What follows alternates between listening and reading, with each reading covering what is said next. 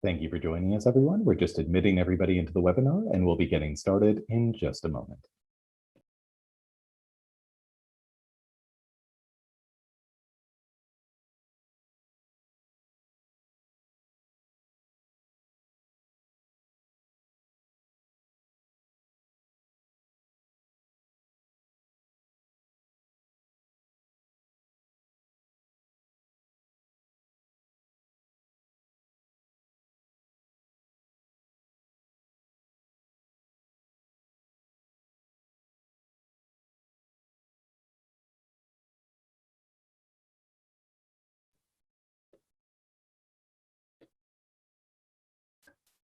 Good evening, everyone. My name is John Taves, and I'm the event coordinator at McNally Robinson Booksellers in Winnipeg.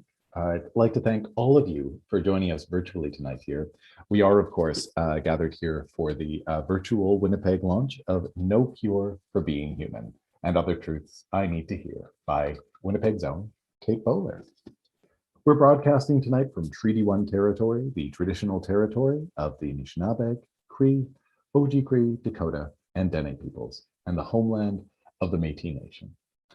In addition to that, McNally Robinson Booksellers itself rests on the land once occupied by the Métis community of Roostertown. We are delighted to have all of you here tonight, both live here in the webinar and watching on YouTube now and in the future, as this video will remain up. I'm just here to offer a few housekeeping notes and introduce the evening before I turn things over to a much more interesting conversation than my own monologue.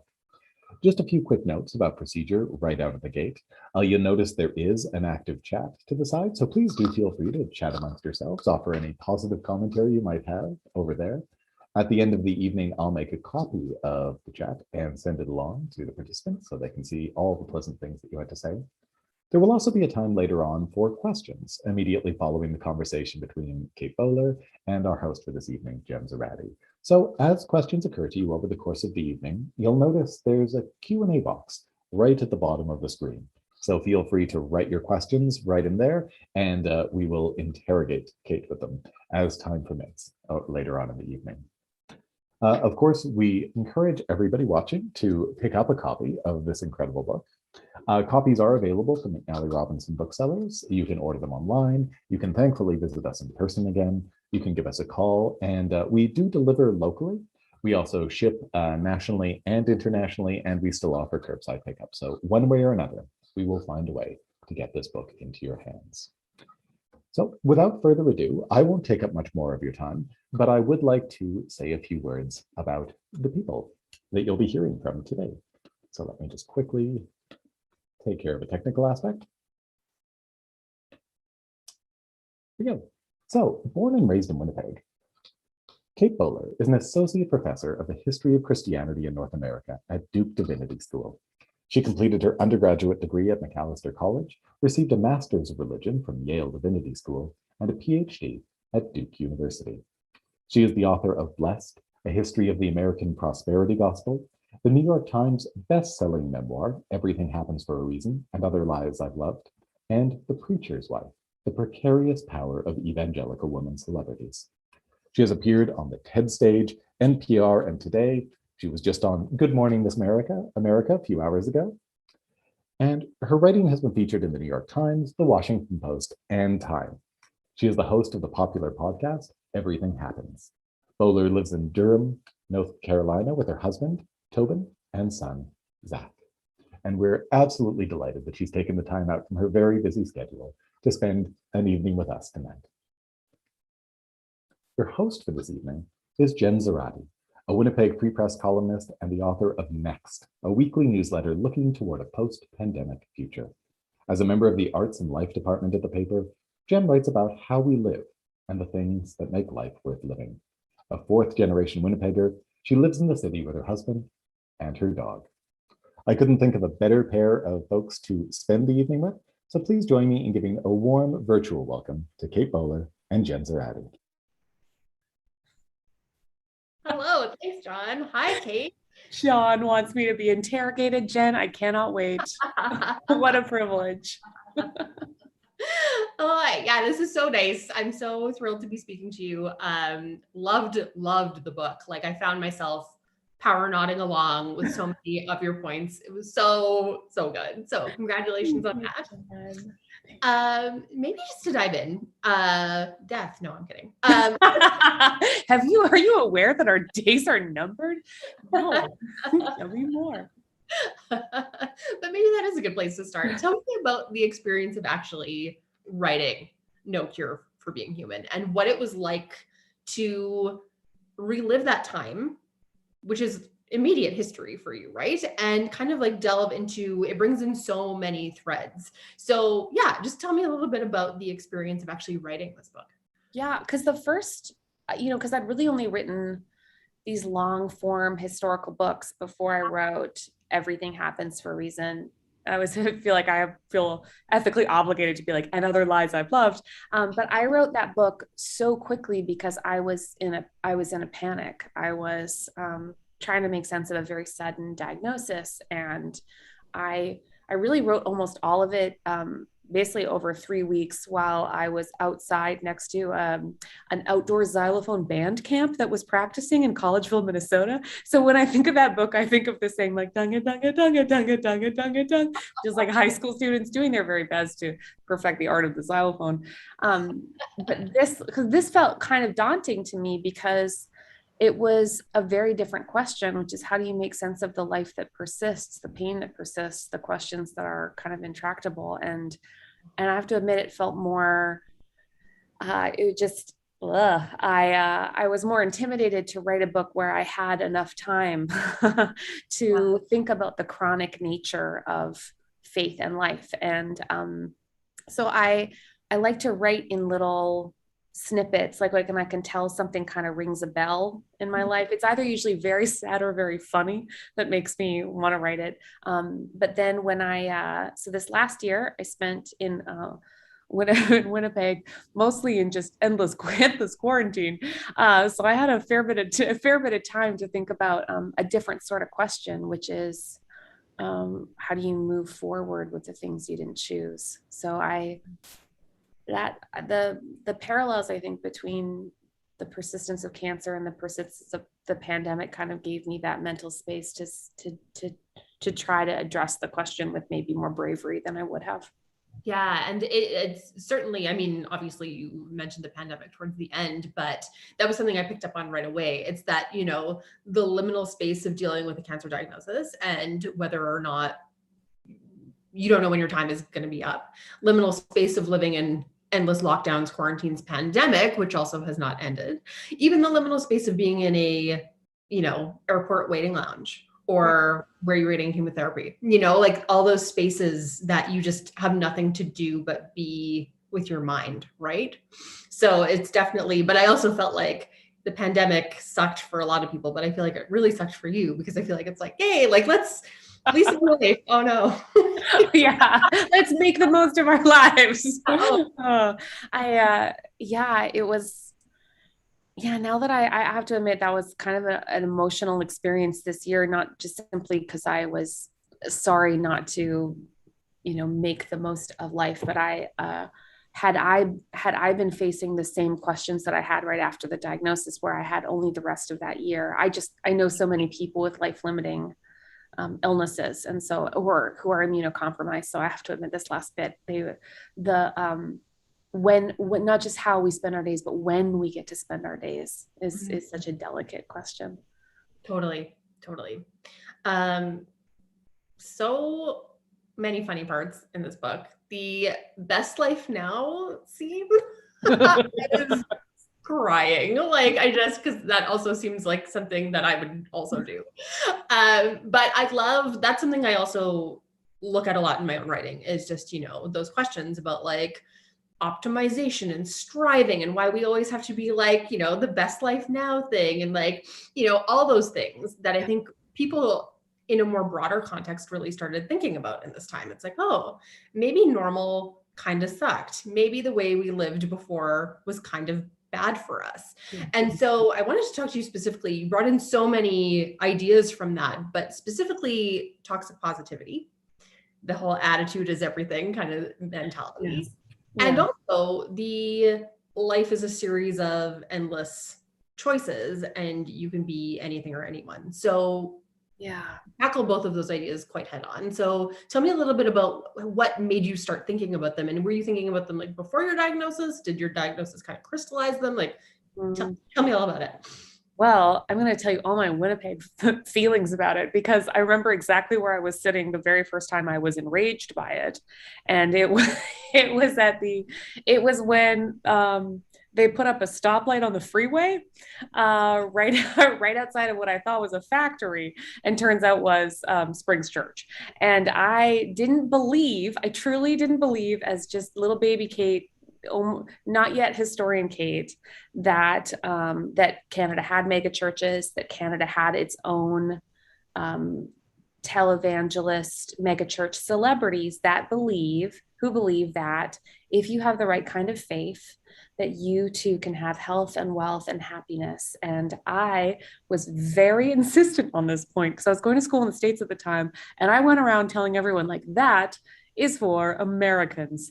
And I truly believed, because it's such a deeply American ideology that emerges from the late 19th century. They have 100 years of belief in individualism, the power of the mind, the idea that ideas are like boomerangs that we send out with our thoughts, and that good will return to you if you've done the right things. And also maybe negativity or bad might return to you if you send out the wrong things.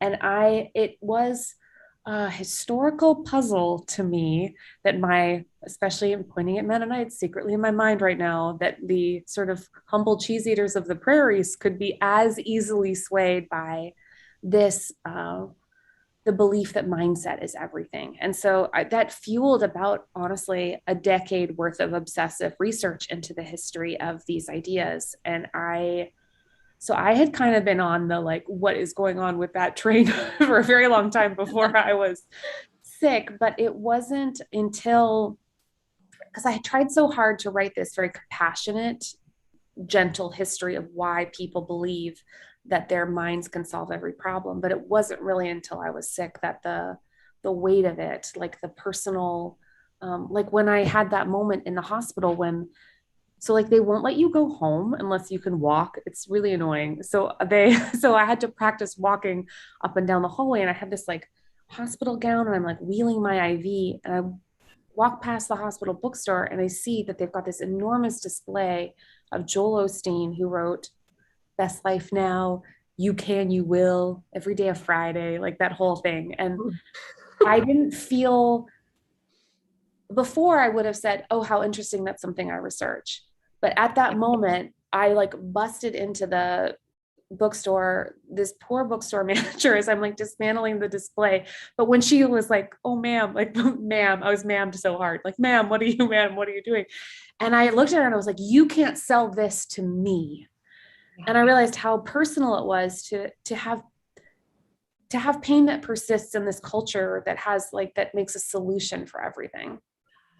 Yeah. And it's reading that, and just, I'm on social media, I'm on Instagram way too much, and that's something I write about a lot. But there's such an uncomfortable mirror between that and like wellness influencer culture, where it's the same kind of thing, right? Where it gets into the same kind of language. So even though it may not necessarily be faith-based or like evangelical, they're still evangelizing, right? Oh, so absolutely. It's based on the same, it's just faux secular. It's all based on the same ideological religious foundation, which is rooted in this weird, as in shocking, kind of overlap between the beginning of the nascent discipline of psychology and this movement called New Thought that convinced everyone that our minds, rather than our bodies or our contexts or the structural obstacles we experience or anything else, that our minds are the most important thing about us. So then all of a sudden it's not just Oprah and Goop and smoothies, but it's like every blonde woman with a bestseller that says the universe has your back. And I was like, oh no, the universe is trying to murder me. Like, really, really murder me. Oh my God. Yeah. Like the whole, like, manifest it. It's like, oh my gosh, Jen, I can't even, the word manifest kills me. And the kids these days, it's just, I can't believe they're saying manifest. It feels like such a wild reboot of everything that they thought was religious and traditional. And in that case, usually explicitly in the Springs version, explicitly Pentecostal. In these versions, it's like crystals and are you a Gemini? And Mercury's in retrograde. So that's why I'm having a horrible week. Like, just like oh my gosh. Oh yeah. It's also the idea, and I think it's something that everybody, but I think women in particular, it's that self-optimization. Like Gia Tolentino wrote a really good essay about that. The constant striving, like to be a woman is to strive, right? Like you have to be best mom, you have to mom so hard, you have to be the best worker, you have to smash all the ceilings and also lean in. But like, I want to like the arms. These arms are doing so much work right now, Jen. Like, like when you are leaning in, and eventually it's like, I will fall over if I lean in anymore. It's when you get something like a cancer diagnosis, like that kind of just obliterates all of that, right? Like suddenly it's, so tell me a little bit about someone who, you've done a lot of things, you're career minded, you're a successful woman. Like, how did you reconcile your diagnosis with your, not necessarily even your ambition, but maybe that's the right word, and the things that you wanted to do with sort of this suddenly vanishingly small amount of time? It felt very awkward because certainly at first it felt like I was offered the sort of reverse of like, what would you do if you won $1 million? You'd be like, would you quit your job? Would you like pick that fight? Would you go live on the beach?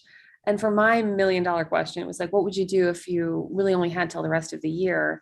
And I happen to have picked some very wonderful and stupidly expensive hopes. I mean, my profession really only has 2 stops on that train. It has the like, hey, so you want to get a PhD. And then about a decade later, you get to get off that train with a thing that you imagined was going to be something you would enjoy for the rest, like appreciate the benefits of the rest of my life. And I had like just stuck the landing on some very expensive choices. I had finally gotten a PhD. I'd finally gotten a job. I had finally, after numerous miscarriages, had a baby. I like had the life I wanted for a second before it was all, it just sort of exploded. Like it felt like it just all of a sudden kind of crumbled in front of me. And and the natural script, I think, for women, and that wonderful sort of mom so hard, I totally agree, is, well, then you have to spend all of your time with your family and be a loving and warm presence that is very stationary. And I did really want to, I mean, my son's days, my son's hours, my son's is truly been like, it's not just because he smells great. I mean, he smells like cookies all the time. But there's really only so many hours in the day where you can just stare adoringly at somebody. I realized that I felt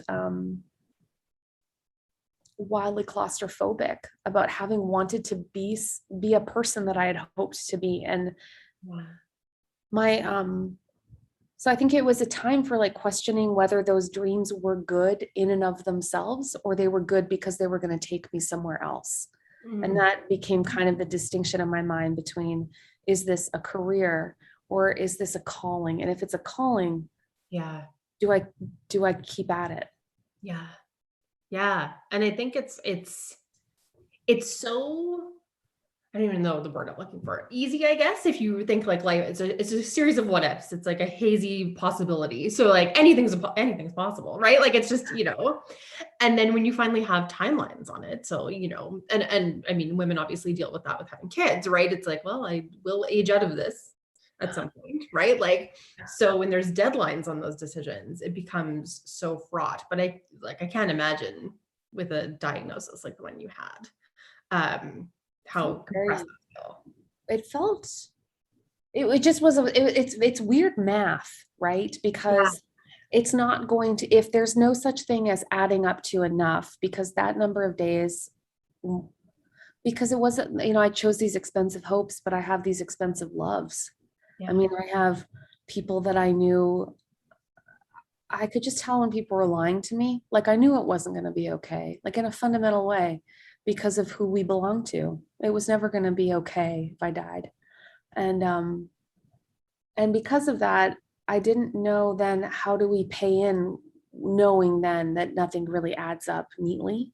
Yeah. And I just have such a weird set of loves though, and one of them happens to be writing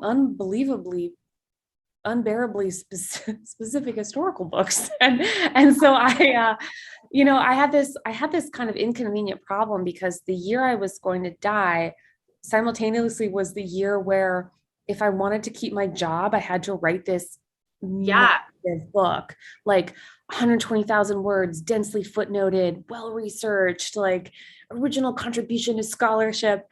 Oh yeah, when I got that part, I had like hives on your behalf. I was like, oh no. Like what a terrible. Oh no. So I thought, oh, this it felt really like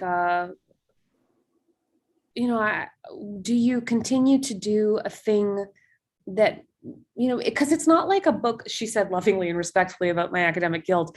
It's not like a book like that will go on to stand the test of time. I know that it sells out 500 library copies. And for me, that is a beautiful, rich, and important thing, because I, like every petty romantic who believes that ideas bear up the world in some way. And that's why we do it. And even those 500 people are really important to me. So I think one of the lovely things my other scholar nerd friends said to me, like, Kate, it's not simply to frame it as ambition or as just how to spend the time is incorrect. My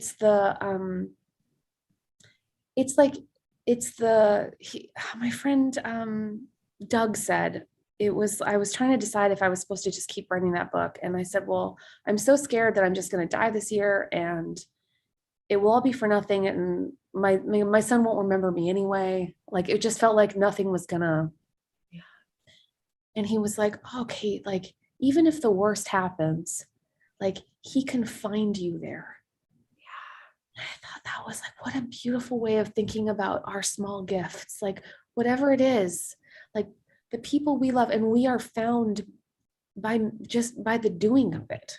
So I was like, all right, screw it.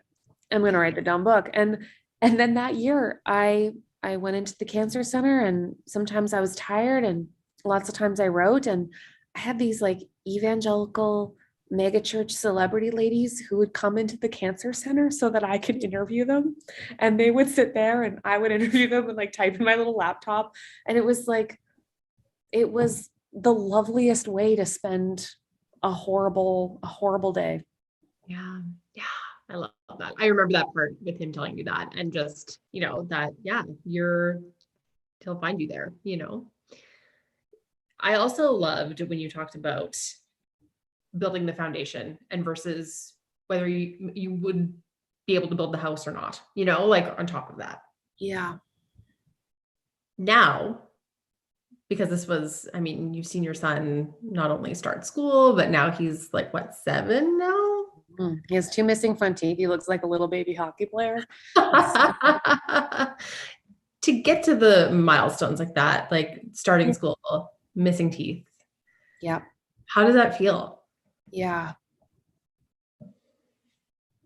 I am a Christian. I say this as a preface to what I'm about to say, which is wildly heretical. But like, when this poor kid, one day he's going to wake up and watch me watching him sleep and be like, dear God, Mom. But like, when I see him, I feel awe. Like, I feel overwhelming. Like, I know I'm not supposed to worship you, but holy crap, these loves. Like, just the,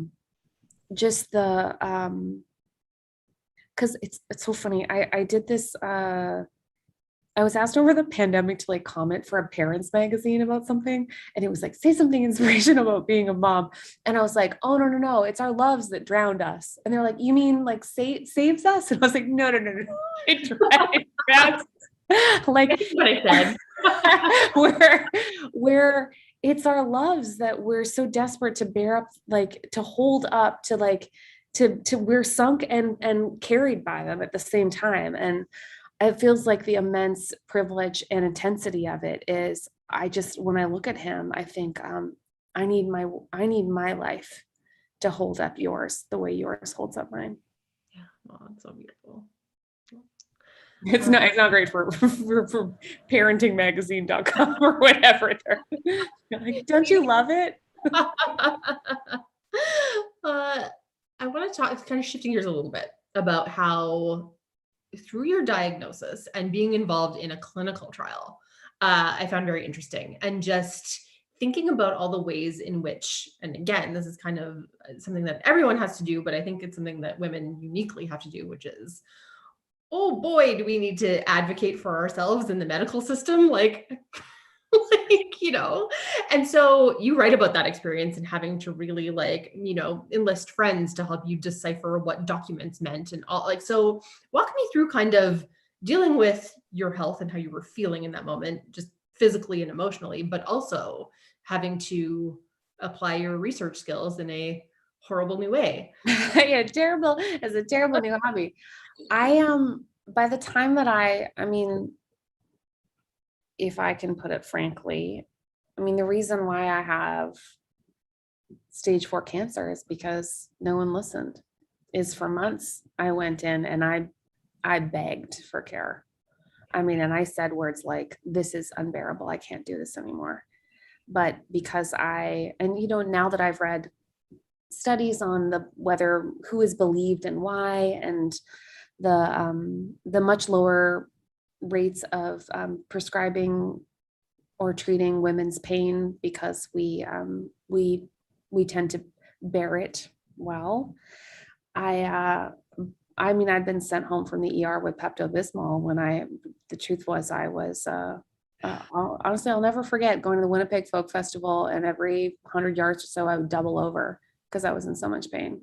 And then I would have to get back up. I would chug Pepto-Bismol, and because I was between begging for care in medical settings. So by the time I got there, I realized that this is not an even playing field, that I would have to learn how to be. The problem is, I honestly, Jen, I was so bad at it because I was so assertive, but I really locked myself into the role of grateful patient. Like, surely that person will be easier to save. You don't want to be the bad patient. The bad patient is unmanageable and difficult. And so I will be cheerful. I will suggest collegiality between us. I will be, and because I wore like blazers because the surreal bit about trying to get treatment was, I'm in my office at a fancy university, and then I would walk down the stairs, walk down the hallway, and go into an almost conjoining hospital system, in which I'd then have to change into a cotton gown and be suddenly magically disappeared into a patient that could not get equitable care. So I now, honestly, I feel like that experience is almost at the heart of what has really cracked me open to the pain of other people, is how unevenly we experience structural justice, and because it wasn't just that it was difficult to get a diagnosis. I was enrolled in a clinical trial that I truly didn't understand, that clinical trials don't mean cutting edge medicine. They do sometimes mean new drugs, new protocols, but that you're actually just handed a drug regimen that may or may not be what's best for your care, and you won't get a choice about that. And so by the time I realized that, I remember the first time when someone said, how many rounds of chemo do you have to do? And I remember not understanding the question, because I thought, oh, I have to do this forever. Like, I have to do this till I die, which had I been a regular patient, I would have understood that I was allowed to have limits. Yeah. So I think that's maybe also part of the gendered piece, is we often go into situations believing that the only way we can access goods is to be limitless. Yeah, that's a really good way to put it, because I think you're right. Like, it just, and there's so many stories, and I think once you start looking for those stories and in telling your story, then you kind of can build those conversations and hopefully lead to improvements, right? And ideally. When you were diagnosed and dealing with having cancer, how did it change your relationship to your faith at all? I'm going to give you my very honest answer because it is much darker and much funnier than an answer I would give in a normal setting. But I mean, because at first I was, I think, angry, rightly. Yeah. But I think part of the pain of it was that, so I'm a very Jesus-y person. I say things like, I love the Lord in a non-ironic way. And, so I work at a divinity school, which is to say I teach graduate level students that will be nonprofit workers or pastors. And I have a hilarious number of colleagues that have like clerical collars that they just pop on to abuse clergy privileges, where they just can like show up at any time in the hospital and no one can turn them away. So I received a great deal of sort of beautifully seasoned faith that can hold up my life in those circumstances.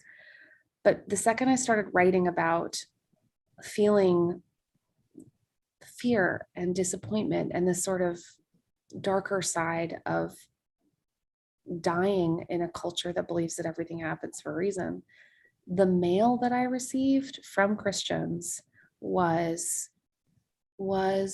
really cruel. It was, I realized that they, and like maybe I had before, had a framework for faith that looked exactly like a punitive certainty, that they wanted me to say things like that heaven is wonderful and therefore it's okay to die young, or it must have been something I had done. Let's go through your unconfessed sins. I remember getting a guy, I think his name was Gary. He like wrote on a church bulletin, obviously in the middle of a sermon, just wrote down, and he wrote, "Surely God is just to let you die," and then just mailed me the bulletin. And I was like, "Thanks, Gary," from Indiana. I also actually emailed his pastor because the bulletin was right there, and I was like, "You might want to talk to Gary. Gary sucks." I felt like I was accidentally like exhibit A for people's theological questions. And that was maybe one of the hardest parts of being sick, was feeling like you've accidentally become proof of a story when really you're not in an example, you're a life. And that I had to hold other people's difficult questions in a way that I don't think any one person can do. Yeah. And it sounds like there's a fair amount of projection there too, right? I mean, it's a scary thing, and it, kind of awakens that in people. Like, it's surely God is just to let you die. I'll like never forget that. Never. Your Gary example reminds me of my favorite genre, we'll say, of emails I get at the newspaper, which are from men like Gary, but they come from a shared email account that they share with their wives. And it's always like, "Oh yes, I'll respond." And inevitably the wife will be like, "I'm really sorry. I don't know why he does this at night." Like, starts emailing random reporters to yell at them about things in the paper. Oh no. Yeah. Like, it's amazing what, people will take personally, and how they'll respond to something that you're going through, and how it's like this weird kind of objectification in a way, because it's just like, well, you're a person, you're a writer, you're just like a name, you can take it, but it's like, no, it's like still people that are actually dealing with this. It's not just a story, it's not just words on a page. And I think sometimes people forget that, right? Where it's just like, you can become sort of this receptacle for my fear and anger and the unfairness that actually things don't happen for a reason. Sometimes they happen for no reason at all. I think that was probably the biggest question that was at the heart of this sort of underlying debate. That was, if you suffer, and it could be random, it would kind of cut both ways. It was, one, are you saying that there was like sovereignty issues, like is God not in control? Right. And then the other version was, well, I'm going through something awful and I need there to be meaning here. Are you telling me then that if things feel more random than I thought they were, is then this meaning simply randomly assigned? So can I not extract a lesson and a truth? And that really became the foundation of, so I started a podcast called Everything Happens, Yeah. period, just to, because I Yeah. wanted to to have that conversation a million times. I wanted to say, what beautiful and true and hard thing have you learned, without ever saying, aren't you so glad you learned it? And this was set up for me too. So like but without having to cost suffering people, freight them with being proof of anything. So that has become a question that's like very dear to me. Yeah. Yeah. And I love the way you said that too, because it's the burden of that, right? Of being the proof, right? I remember the first time I did I don't know, it was an interview I did a little bit ago. It was with the beginning of the pandemic. I find I get this a lot, but it's because, people are new to the interviewee is new to the podcast, and I remember Christy Watson, she was a nurse, and she was trying to explain that she had entered into, she had come out of retirement as a nurse. She's in the UK. She's given this massive responsibility of helping adjudicate end of life decisions for all kinds of people who can't have their families with them when they die. And she's trying to do this across religious traditions, like Wow. atheist, agnostic, Jew, Muslim, Sikh, and she's this point person for all of these difficult questions. And she's trying to explain to me the unbearable, unethical way that no one is there to hold someone's hand at the end. And I could hear it in her voice. The second she said it, she knew it was so unbelievably depressing that she felt like she was going to have to do that thing we all do, which is modulate our voices, where we're like, but it was okay enough. And I remember being like, oh, Christy, you don't have to do that here. And she was like, oh, thank God. Oh man. Well, I think also it doesn't surprise me that you're able to have those conversations with people, because you're oh so easy to talk to, and so and really great. I'm going to open it up to some other questions from people, so keep them coming in. I will continue to ask questions, obviously, because I'm full of them. How people talked to you through this time? I'm interested in that, because I think we, as a culture, are not great at talking about death. We avoid it, or it's like we don't know what to say if someone does die, or if someone is dying. That's even worse. It's like, oh my, I don't know how to deal with that. We don't really know how to talk about grief. We don't really know how to talk about these things. And so I think, again, the pandemic has kind of changed a lot of that in many ways. But for you, when you were going through it, did you notice that people like gave you the cancer eyes, like treated you differently? Yeah. I started thinking of it as like Cocker Spaniel face, where like they cock their head to the side. And that was the beginning of such a deep loneliness, is because before I used to just be me and a series of anecdotes, and people would small talk with me. And then suddenly I felt like I was behind plexiglass, and that everyone else was living in the land of regular people. And that I was kind of, I knew it was untrue. And part of it, I think, is just the narcissism, accidental narcissism of pain, is when you feel like a tragedy, you feel like you're the only one. And I'm certainly not. But I did feel like the barrier was that people felt a lot of pressure to have something to say when they really didn't. Yeah. Or they felt like they had to offer a solution, which, who has a solution to my super rare, terrible cancer? I mean, it's like they'd always recently seen a documentary, or a lot of teaching attempts to kind of like fill the space with information, which is also born out of love. But I think the worst one was the minimizing, was any sentence beginning with "at least" is always a problem. At least you, I guess I will add a fourth, which is accidental free association, where everybody's aunts are doing very poorly. Like, oh, my aunt also had cancer. Like, she's never doing well, if you're telling me that story. Like, She didn't. we're both not gonna make it, are we? Yeah. Yeah, it's birth stories bring that out in people also. Like someone is like, I'm pregnant, and someone else is like, let me tell you about my 32 labor. It's like, why? I had a horrible time. I mean, it's the same impulse as what we all do within the first couple of minutes of meeting somebody is, oh, are you from? Like, we want so much to build the bridge.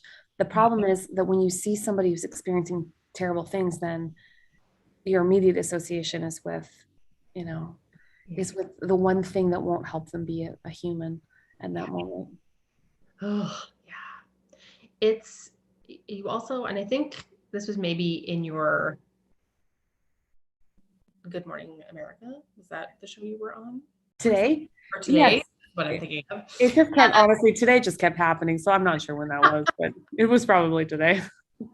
The fear is a flashlight quote that I think you said in that interview.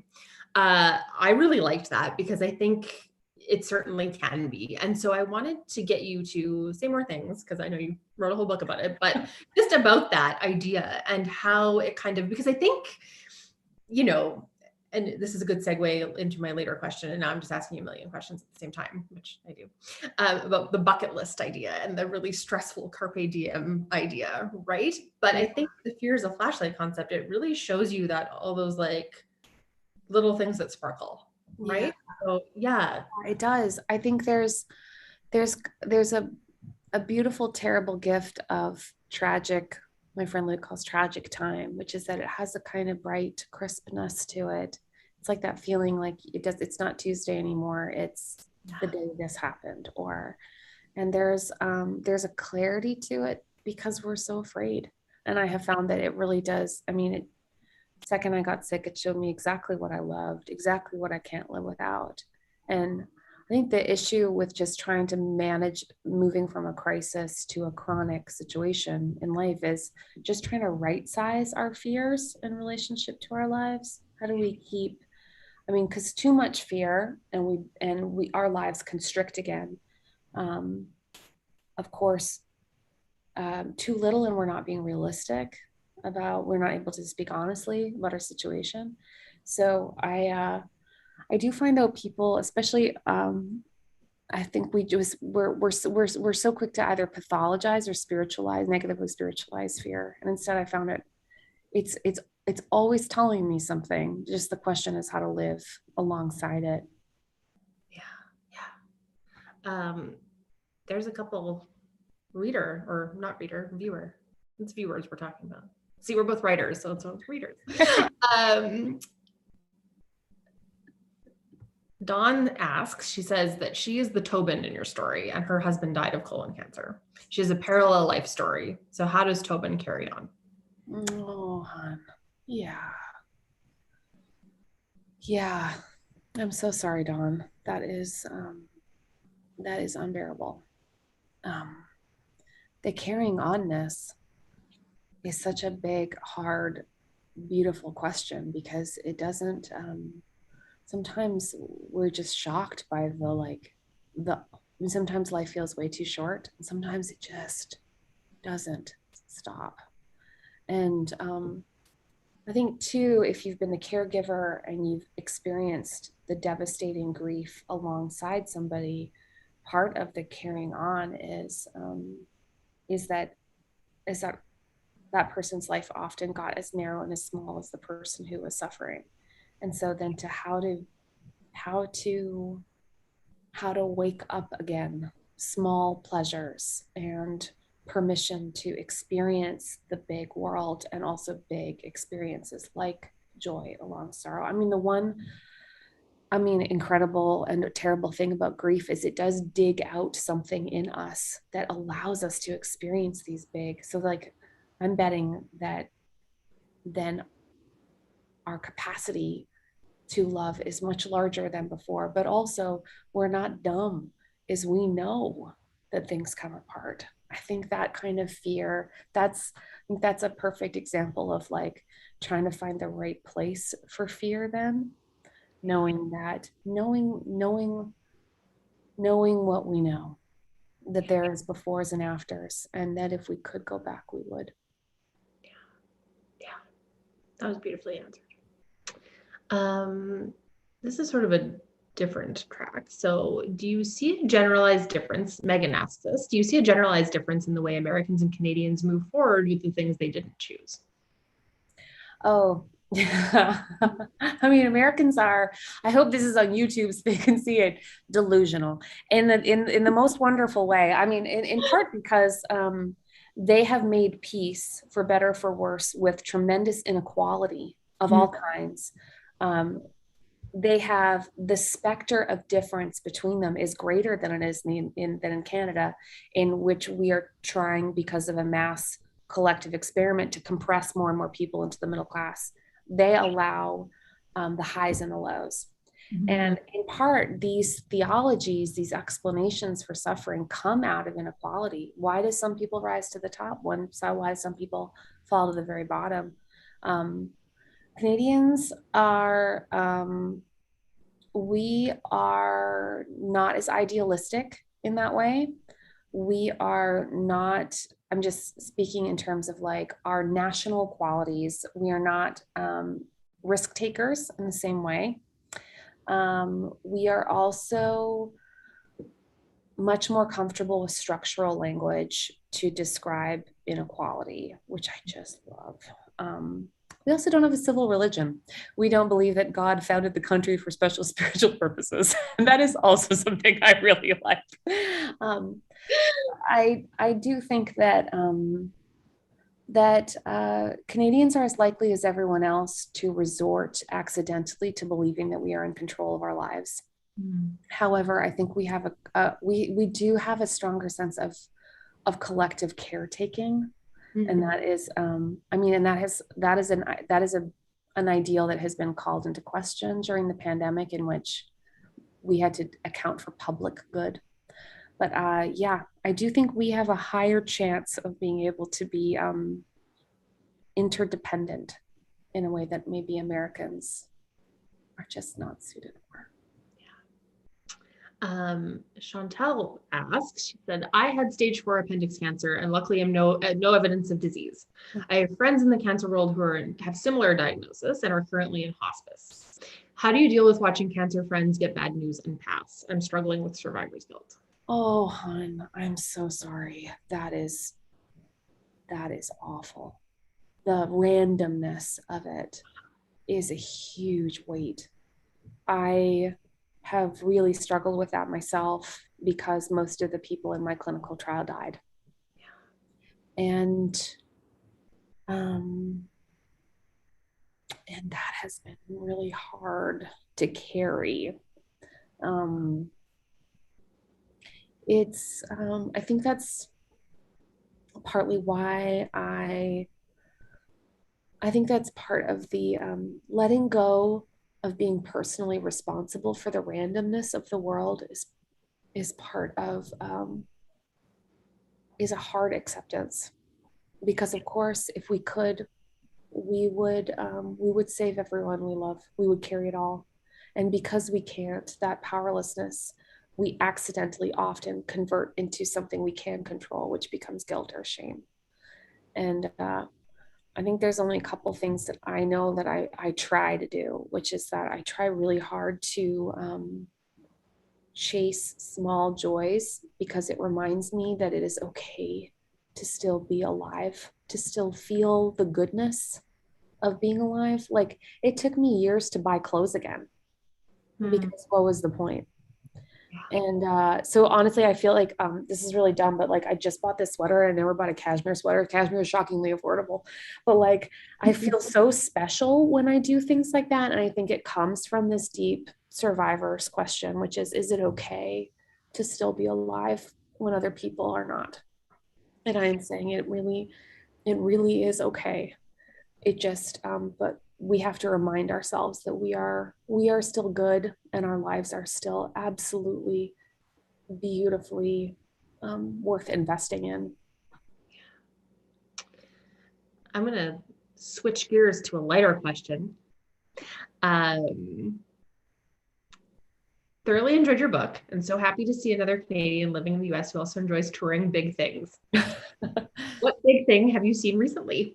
Oh my gosh, I have a deep and abiding joy of like obsession with small and large statues, especially large. Can I just say though, that's probably from Manitoba.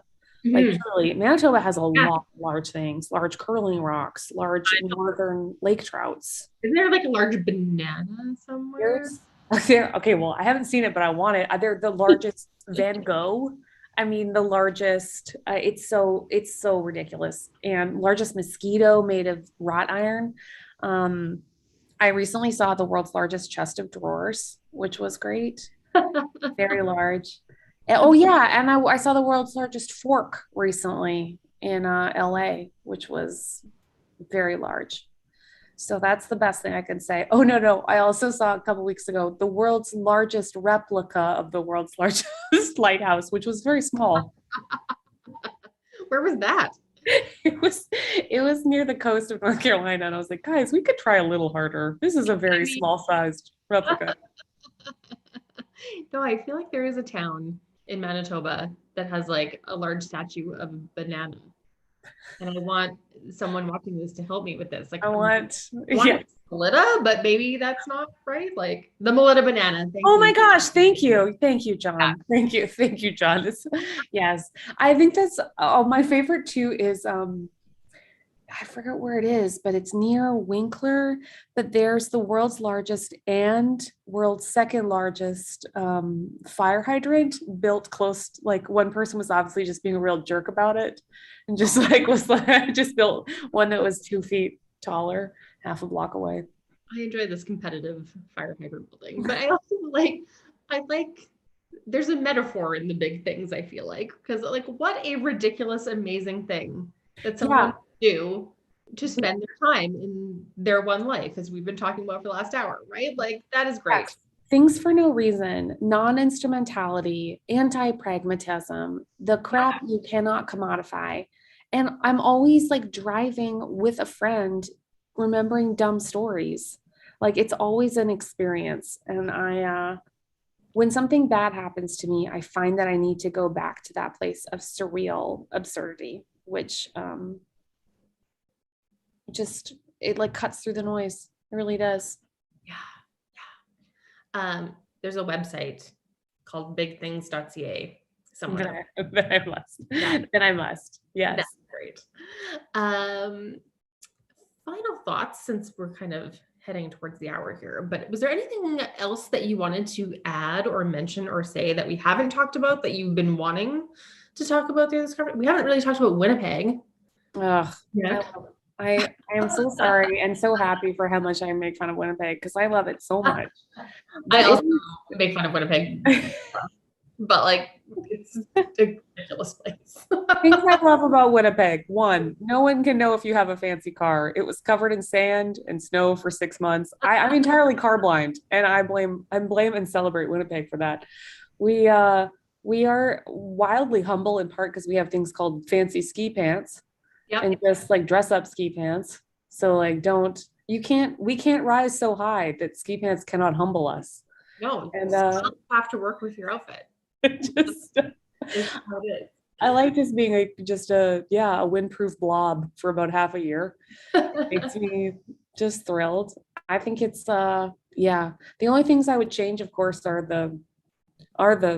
the highway system. I grew up right next to Pembina, and that shouldn't be called a highway, guys. It's just when it moves down to one lane, I feel like we should question the categories. Like it's an avenue at best. It's a that's right. Someone asked if you would ever move back.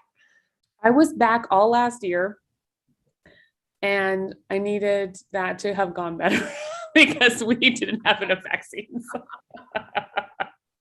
But I come back 3 times a year. I come back for most of the summer, so I get back in the mix. Yeah, no, that's great. It's a good time to come back as the summer. Yes. Versus, well, I don't know. It rained in December last year, so like 2020 was odd all the way around. But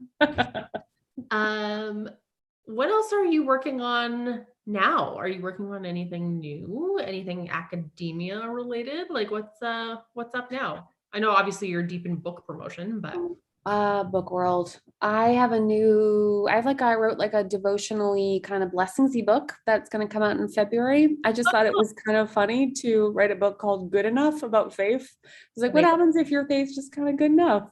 Good enough is my motto in most things, like, or it's done. Done.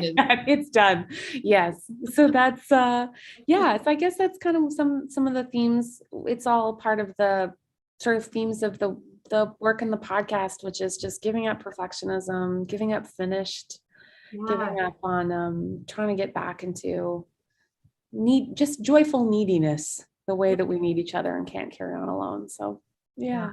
That like it's so, I mean, obviously perfection doesn't exist, but even if it did, like, you couldn't live there. No. You know what I mean? Like, that's not a place, perfection's not a place you can live. Like, you need to, good enough is a place you can live. Perfection is not a place, that's not a home. Good enough, you can get comfy in there. Like, you can I'll remember that, Jen. This was wonderful. I'm gonna so much for doing this, and thanks so much to McNally Robinson. That is my favorite local bookstore. It's also the place where my dad has launched his book, so I really wanted to be able to come back and do this with you all. So thank you so much for having me. What a joy. Well, maybe next time it can be in person. I want to be near the beautiful cafe, and I want to. But honestly, when you guys said Winnipeg zone, it just thrilled me like I can't tell you. So. Yeah, this was wonderful. I don't know if John is coming back on or not. Yes, there he is. Hello. No. I was going off script and wrapping things up and not knowing my role anymore. Oh no, that is perfectly fine. I'm sure you do it with much more aplomb than I will. So Pemina Highway slander notwithstanding, I can agree with Jennifer, who mentioned that she loves your blessings, Kate. And I know I can speak for all of us here and watching on YouTube, where I can just say that we love spending the evening with both of you. So thank you so much for your openness and for your warmth and for your incredible humor. It was such a huge pleasure. Thank you, guys. Bless you all and have a lovely night. Take care. The book is No Cure for Being Human. It is at McNally Robinson Booksellers. It is everywhere. Get in touch with us somehow, and we'll ensure that this book finds its way into your hands. But I'd like you all just to join me in offering some silent but effusive thanks and gratitude and raucous applause for Jen Zoratti, our incredible host, and of course, Kate Bowler. Have a lovely night, everyone. Thank you so very much. Thank you, guys.